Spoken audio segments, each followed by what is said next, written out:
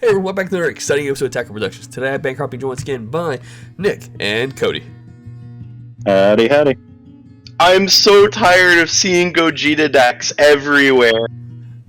They are. Today's matchup is actually our finals. Nick is in the finals with the Overrealm Son Goku, or what we're now considering just a Xeno Gogeta deck, versus Byron, which actually Byron's one of our newer players, and it's just really good to see one of the newer guys finally getting up to a top table. He is playing Super 17, which I absolutely love, but I feel like this is going to be an uphill matchup for him unless he is able to pull off some crazy shit. So, like always, there's buttons down below. Feel free to click them, the diff reason. But let's get into this matchup.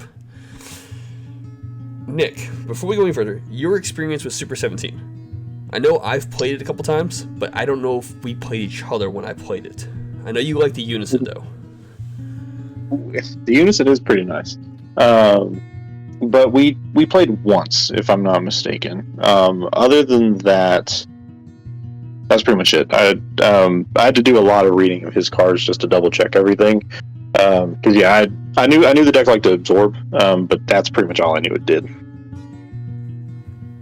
Yeah, there's a lot of different things to this deck. Like, the 3-drop has an activate main, which allows you to pitch it in another Android card to search top 7. The leader, you pitch a card, draw 2. You have to pitch an Android card, draw 2. So it has a lot of searching capabilities and just drawing resources.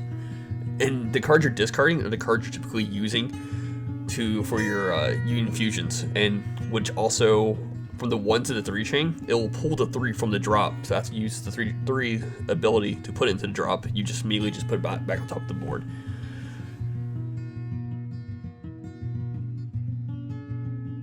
Yeah, and for Goku Xeno, if people don't know, it's very overwhelm heavy. It likes to be aggressive. I do like seeing early crit pressures with these Vegetas. I put BMS on board turn 1 because I didn't really know how much free play he was able to do. And as the game goes on, I realized it's not that much. But it was a safe bet. We were doing best of 1 sideboard, so I sided that in against this matchup because I was pretty unfamiliar, and I figured it would at least do something for me. But I was able to get the Fearless Fusion out to warp his 1-drop already, so he has to work a little bit harder to get his chain going. And remind me, Cody, you said you play Super 17. The 5-drop that's played, it only absorbs, I think, a 4 or less on your opponent's side of the field. A 4 or 5 or less, I don't remember. It's one of those two, but it's not very big. Yeah, it's not going to hit his blocker, unfortunately, if he was able to establish it. He would need the big guy for that. Correct, which I don't think you could do until turn 4. So this unison is actually really nice for this leader because it allows this leader to awaken early. And if correct, the +1, if I recall correctly, is one of those things where I think you draw a card then discard a card. So it helps you, like I said, once again, cycle the androids into your drop area to use their effects for down the road. Yeah, and then it has a -2 as well, where it can grab certain cards out of the drop area. I think it's -2 a 5-drop. Yeah, which really sucks. Yeah. There's no way to grab the 8-drop if it gets put in the drop area. So like if you lose your 8-drops, you just gotta focus on those dual attack 5-drops. Which is truth be told, what's great about this chain is against certain matchups, once you get the barrier established, it's pretty good. Now, granted, you do have a way of popping that, but the 5-drops and the 8-drop both have to deflect. So you're like, cool, I'm EX5 playing this card. Most counterplays will not touch them, which is really cool. But now you have a floating battle card on board with no protection once it's been established. But the 5-drops will replay the 3-drops afterwards. Yeah, and as the game progresses, like I did notice that a lot. He has really good recursion on his chains. He was able to, if I was able to remove something, he was able to go back into it pretty much on his turn. Granted, it was costing him resources to do that, but still having that recovery is nice. So no matter what your opponent does, you're still able to have something to go into. Yeah. And being able to both use the leader's ability to place a card underneath one of your Super 17s, or using the Championship Tournament card, Android 17, I think it is, which has two activate mains. One of them is for this deck, one of them is for the other Android 17, or the other Android deck from the set beforehand. Just bottom itself underneath it. So like if you use things like the 8 drops effect, which gives like restands it, the leader, makes it super powerful, or using, I think it's called Awaken Power, or it's Awaken something. It's the extra card that gives your leader or one of your Android cards double strike if you pitch 3 cards, I think. Just really nice. Yeah, so if you see here real quickly, I did initially warp the True Fighting Spirit from the Trunks draw. And Brian was nice enough to let me take it back, because I feel like that card's going to come in pretty handily. Yellow does have really good negates, and just adding that extra pressure with the True Fighting Spirit is really nice.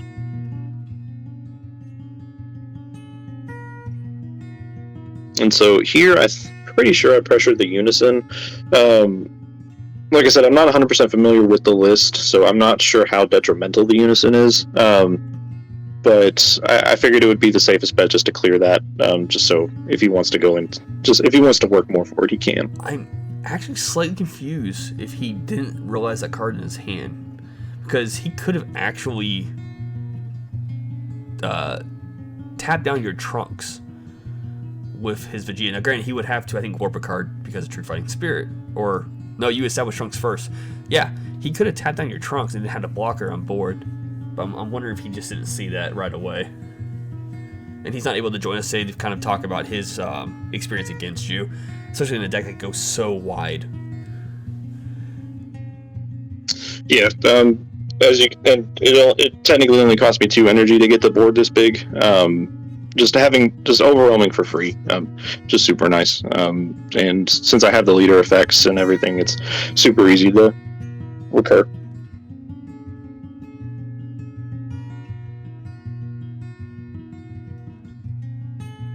And now here, I forgot to put the Trunks in the warp, but I'm pretty sure Byron calls it on this turn.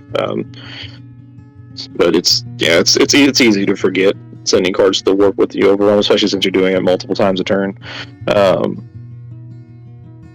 we remove it here in just a second.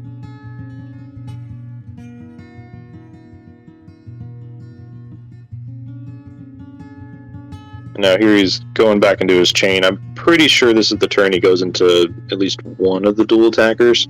I don't remember if he goes into both or not. No, he's not in very good shape right now. Yeah, here we go. We call the... And he could take your True Fighting Spirit, actually, which he does, okay. Oh, no, with that card, it has to be in rest mode. Ah, okay. Yeah, so this is actually what we were talking about. I was reading that card, and he was saying, we're going to pop the True Fighting Spirit. And I was like, no, it has to be in rest mode. Yeah. So I haven't played this deck truly in probably 2 or 3 sets, but I loved it when I did play it. Oh, yeah. But still, like, this is still a dual attack. Is he 19? I think he's 19. Oh, but it doesn't matter. It doesn't matter what the battle card power is. It doesn't get to swing. Now here he's debating about using that Awakened Power, which will be a double strike, and its power will be increased by...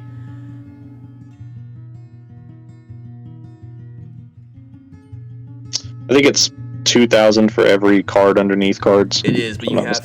I think you have to pitch... I think there's 3 or more, that's what it is, okay. So yeah. It's a nice little beefy card being sent to you as double strike. Yeah. And especially since I'm at 4 life for the rest... Well, not for the rest of the game, but I'm 4 life at this point. It's kind of iffy, because then, once again, I don't know the full archetype. I don't know how much stuff he can do. So I don't know if it's worth taking at this point, just taking the life, because I know he can't swing at battle cards again, so not really worried about that, but I don't know if I'm able to kill him the next turn, and then if his crackback can take me out. Yeah. And he has one open energy, so I mean, like, in a lot of the old decks, there's a few different options he has there. You know, obviously we see in his hand he has Forbidden Power, but Nimbus is an option. He does have a Freeze's Reinforcement Army in his hand as well, where he could just take a life to play a blocker right afterwards. Yeah, and having a card like Forbidden Power is huge against this deck, because as you can see, my board's pretty wide. Like, if I go unchecked, I mean, it's just game over. And at this point, I go into the thwarting, SS4 thwarting. This was actually in my sideboard for the night, but I ended up mainboarding it in every game. Like, I want to be aggro as much as I can, but in most of my matchups, I wasn't able to kill before turn 4. So having this as just a late game option was huge. And now that I have the effects of True Fighting Spirit and thwarting, he has to warp 3 cards from his hand, along with getting rid of his bodies. Whoa. It doesn't ignore Buried, does it? Thwarting does. Big thwarting, yeah. Oh, okay. I couldn't remember.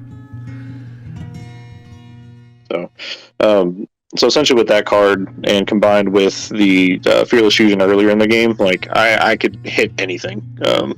And sending it to warp is huge, because all of his recursion is from the drop. So it was really putting the pressure on. Even though I just got one attack through with this swing, it didn't matter. And yeah, I just combo just to make sure that it sticks.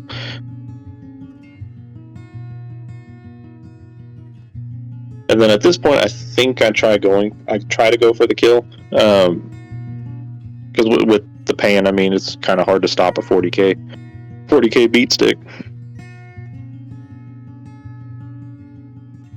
And then we both have a lot in our hands, so at this point, I'm just debating whether or not just to go for it or not. But here he plays the token. So no matter what, I mean, he knows my leader's a double striker, so he wasn't going to let that go through. And since I was tapped out, I couldn't chomp him. So I just kind of wanted to get rid of the token at this point. It's like, yeah, you swung the Unison to try to bait it, didn't work. Yeah. And now his turn. I have 2 blockers on board. I think I have a pretty good hand at this point. So honestly, I wasn't too worried about what he could do. And his hand size was relatively low at this point. I think he only had about 3 or 4 cards in hand. So I just played safe and start with the first block, just because I know he has that power card that gives double strike. Being tapped out, your options are definitely limited. Mm-hmm. He could go, if I'm correct, he could go up to the 8 drop. But if you have a Super Kamehameha, you could have struck the life and prevent that card from being played, you know? But here he's trying to dig for one of his starter engine cards, which he doesn't have, apparently. But if he had the ability to go up into the 8 drop, I feel like you could have been in a dangerous spot, because he would have been able to, I think, eat your thwarting. Yeah, and I do only run 2 Super Kamehamehas. I try to keep the deck as minimal as possible in terms of, like, extra cards. I think I only run 6. And a lot of times they get bursted. So it comes in handy when it does, but a lot of the times I don't see it. So just the threat of knowing that Super Kamehameha is in the deck can make a lot of players play weird. See, he has the 3 drop in his hand, but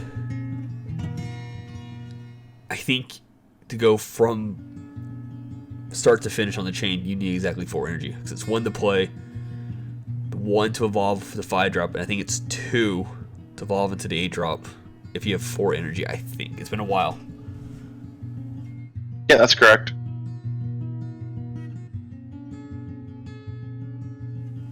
So here he's kind of debating what to do. I think he's trying to bait out your block. You chose not to block. Yeah, he was baiting the block, but he super comboed on this.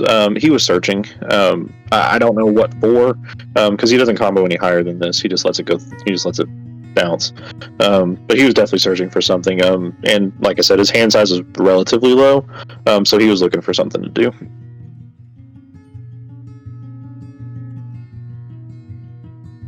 So we got the other 1 drop. He could potentially go into the 3 drop if he had a 5 drop in his hand. he can at least evolve into that and have a dual attack coming at you. But like I said, you have 1 blocker, 2 life. We do know he has Awakened Power in his hand, so there is that chance of threat if you don't play your card right in this sequence. Yeah, but I was kind of not worried at this point because I believe I have 2 super combos in hand and at least 1 Kai. And his hand size is relatively low enough. I felt comfortable, no matter how high he was able to get. Since I had hand advantage, I knew I was going to out combo him. But having the double strike on the dual attacker is sneaky. So yeah, and I believe he does go into that with this swing. Because here he's debating whether or not to just pressure me or just go balls out. And I believe at this point he just says fuck it. So you choose not to block on this one. Yeah, I was waiting for the second attack. And this is where he takes his opportunity to try to go for game. So there is 3 cards there, so it's at least 25 double strike right there. And truth be told, in my opinion, you just combo everything out. You just go all out. Yeah. Yeah, and here we're just doing math because it's hard.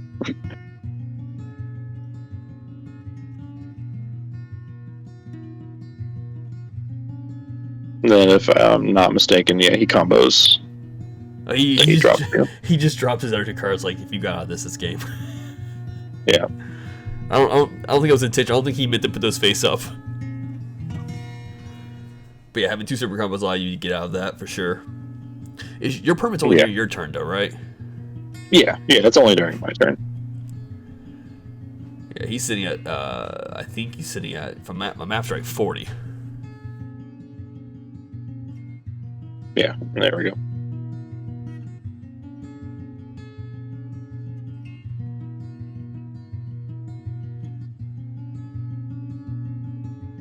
Yeah, then he goes for one of my blockers by just blocking it. Yeah, he's just trying to minimize the threat on the board. But unfortunately in the situation, he is tapped out with only 2 life.